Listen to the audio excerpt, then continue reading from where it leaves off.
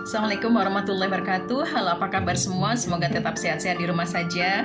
Ketemu lagi dengan saya Sinta Yudisya. Kali ini ingin ngebahas tentang fenomena yang sedang ramai di media sosial, yaitu tentang child free atau pilihan orang yang memutuskan untuk tidak punya anak sesudah mereka menikah.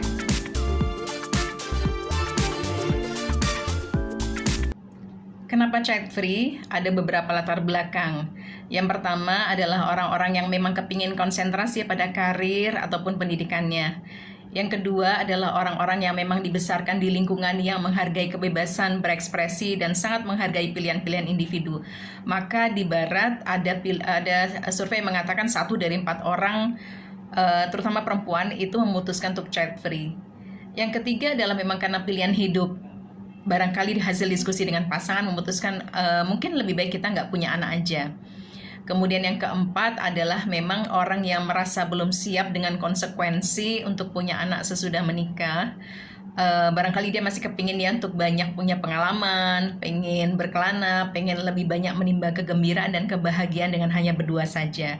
Dan yang kelima tentunya memang ada orang-orang yang punya trauma di masa lalu, mungkin pernah mengalami abusive di masa kecilnya, atau mungkin pernah mengalami perceraian orang tua, atau mungkin kisah pernikahan orang tua yang pahit sehingga ada trauma tentang punya anak ini. Maka mereka memutuskan untuk tidak mau punya anak.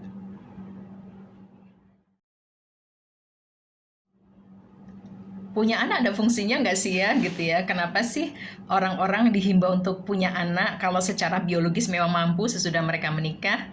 Masya Allah ya, kalau dalam konsep agama Islam yang pertama, anak itu adalah qurrata ayun atau penyejuk pandangan mata.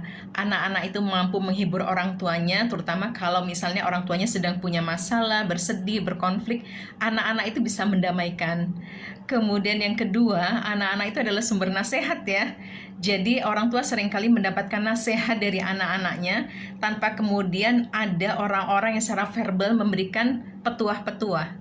Mungkin dengan melihat anaknya sakit atau anaknya kemudian rewel atau ada anaknya punya masalah, orang tua tuh kemudian merefleksikan, ada apa ya dengan diriku? Mungkin aku kurang sedekah, mungkin aku juga kurang berbakti pada orang tua, atau aku kurang berbuat baik pada orang lain. Kemudian juga anak itu adalah penerus cita-cita orang tuanya, bahkan penerus bangsa. Ada kisah ya, seorang anak bernama Rajveer Meena dari distrik Rajasthan, India, satu distrik yang miskin, menjadi harapan dari desanya untuk menang dalam pertandingan memorizing bilangan pi, perlombaan bilangan pi, dan dia menang. Anak ini adalah sumber dari cita-cita bukan hanya keluarganya, tapi juga dari orang-orang di desanya.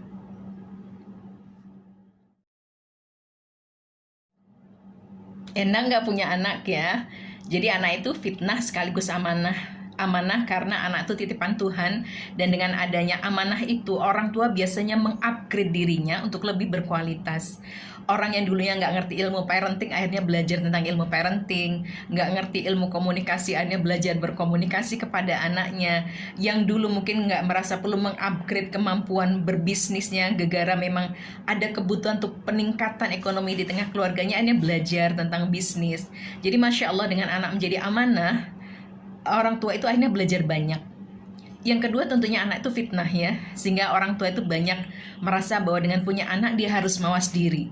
Oh, aku dulu pernah berbuat salah, aku dulu pernah berbuat dosa, aku tidak ingin anakku seperti itu, maka orang tua akan jauh lebih berhati-hati ketika mendidik anak-anaknya. Jadi memang anak-anak itu adalah sumber fitnah dan amanah ya, memberikan satu kenikmatan yang luar biasa. Jangan lupa, anak-anak itu adalah penghibur di kala sedih. Ada orang tua yang pikirannya negatif thinking terus ya, ketika melihat anaknya itu jadi berubah jadi lebih positif.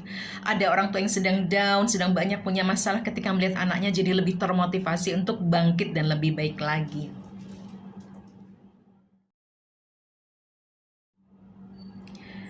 Kemudian adakah orang tua yang punya masa lalu kelam itu merasa ia lebih baik tidak punya anak karena dia tidak akan menjadi orang tua yang baik? Ada survei yang menyebutkan bahwa 1/3 dari orang tua yang pernah mengalami derita di masa lalu akibat banyak permasalahan-permasalahan traumatik ternyata berhasil menjadi orang tua yang baik. Berlatar belakang pengalaman yang buruk, ia justru ingin mengubah dirinya menjadi lebih baik dengan menjadi orang tua yang positif bagi anak-anaknya. Jadi jangan khawatir bagi teman-teman yang punya masa lalu kelam, insya Allah masih terbuka kesempatan untuk menjadi orang tua yang baik bagi anak-anaknya.